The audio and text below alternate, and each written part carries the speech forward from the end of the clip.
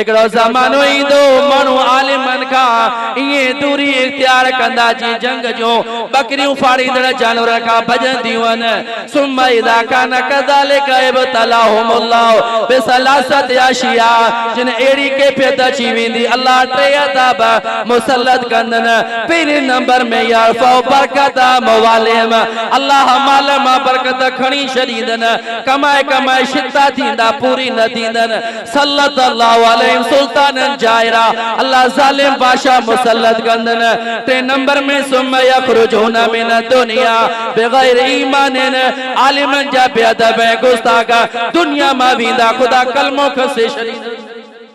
अब आलिमन के ता पगारू न था दई सको, महीने में 1000 रुपया न था दई सको, कपड़ा न था पराए सको, जुतियूं न था वठी दई सको। त यार मोहब्बत मुफ्त जी आ, मोहब्बत जा पैसा न आहिनि। आलिमन सां मोहब्बत कंदो अल्लाह तांजे नस्लन में कुरान वारा पैदा कंदो।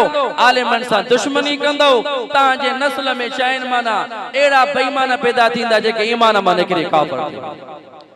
तंजे करे कुरान तो फरमाए इन हाज़ल कुरान इन माना बेशक हाज़ा माना ही अल कुरान माना कुरान बेशक ही कुरान यहदी लिल्लती अक़वम यहदी माना रस्तो तो देखारे।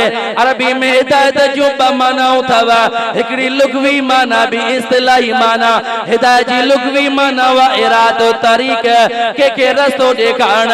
अदा मुस्लिम सिविल अस्पताल का थे या राणा ऐसे तो हलियो वने रस्तो दिशाए बहरहाल फलानी जगह ते सिविल अस्पताल बियो आहे ईसा अलैहिल मतलूब हथ का वठी करे के सिविल अस्पताल ते पहुंचा।